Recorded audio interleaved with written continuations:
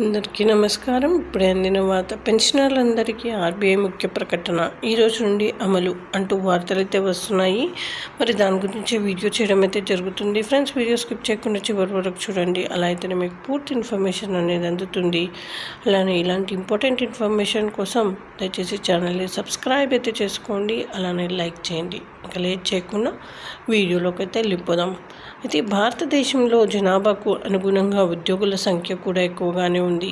అయితే ఉద్యోగులు పదవి విరమణ చేసిన తర్వాత వారి జీవనానికి భరోసాగా వివిధ పెన్షన్ పథకాలు కేంద్ర రాష్ట్ర ప్రభుత్వాలు అందిస్తున్నాయి. ఆయా పింఛన్లను చెల్లింపులు సులభతరం చేసేలా పింఛన్ చెల్లింపు సంస్థలకు చర్యలు తీసుకుంటాయి. అయితే ఈ చెల్లింపులన్నీ రిజర్వ్ బ్యాంక్ ఆఫ్ ఇండియా మార్గదర్శకాలకు అనుగుణంగా ఉంటాయి.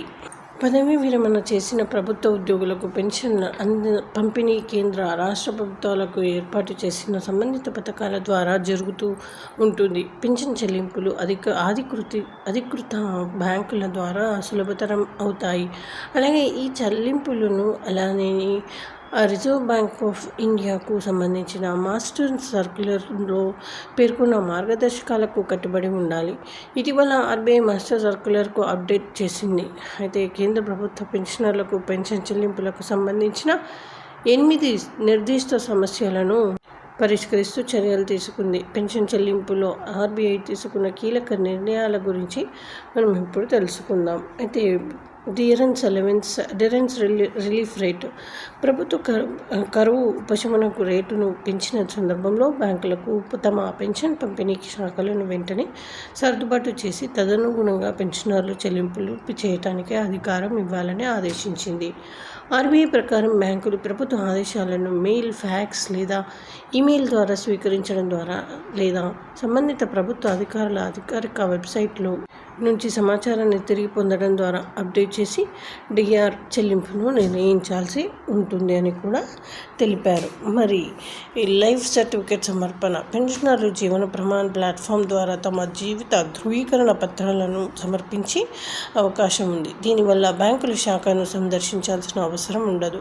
పెన్షన్ మంజూరు అథారిటీ కూడా ప్లాట్ఫామ్లో నమోదు చేసుకుంటేనే ఈ ఎంపిక అందుబాటులో ఉంటుంది.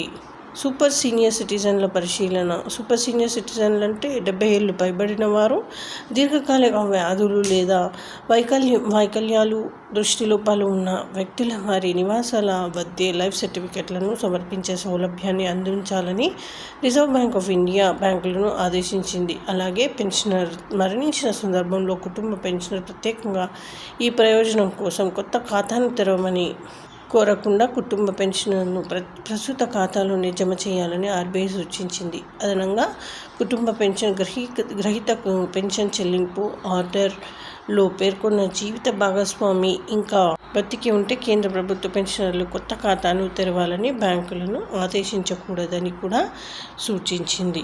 మరి నెక్స్ట్ ఏంటంటే పెన్షన్ ఎప్పుడు జమ అవుతుంది? పెన్షన్ చెల్లింపు అధికారులు ఇచ్చిన సూచనల ప్రకారం బ్యాంకులు పెన్షన్లు జమ చేయాలి. అయితే అదనపు పెన్షన్ చెల్లింపు అంటే పొరపాటున పెన్షన్ ఖాతాకు అదనపు పెన్షన్ చెల్లింపు జమ అయితే అధికంగా చెల్లించిన మొత్తాన్ని తిరిగి పొందడంపై సూచనల కోసం సంబంధిత పెన్షన్ మంజూరు అధికారులను సంప్రదించాలని ఆర్బీఐ బ్యాంకులను సలహా ఇస్తుంది. అయితే అదనపు చెల్లింపు బ్యాంకు లోపం ఫలితంగా ఉంటే పెన్షనర్ల నుండి అధిక చెల్లింపును తిరిగి పొందడంలో జాప్యాన్ని నివారించి అదనపు నిధులను వెంటనే తిరిగి ఇవ్వాలి ప్రభుత్వానికి అని చెప్పారు. రసీదులు. అయితే బ్యాంకులు పెన్షనర్లకు వారి జీవిత ధృవీకరణ పత్రాలను అందుకున్న తర్వాత సంతకం చేసిన రసీదులను అందించాలని ఆర్బీఐ ఆదేశించింది. అదనంగా డిజిటల్ జీవిత ధృవీకరణ పత్రాలను అందించే వారికి బ్యాంకులు డిజిటల్ రసీదు అందించవచ్చు.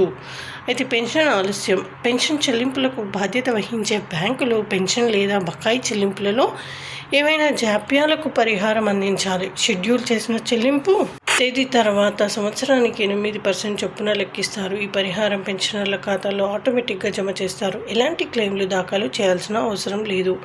అనారోగ్య వికలాంగులపైన పెన్షనర్లు పెన్షన్ చెల్లింపు. బ్యాంకు శాఖలను భౌతికంగా సందర్శించలేదని లేదా అవసరమైన పత్రాలపై వారి సంతకం లేదా గుర్తును అందించలేని అనారోగ్యంతో అనర్హులైన పెన్షనర్లను పెన్షన్ల పంపిణీకి సంబంధించి రిజర్వ్ బ్యాంక్ ఆఫ్ ఇండియా బ్యాంకులను నిర్దిష్ట మార్గదర్శకాలను జారీ చేసింది. చేసింది.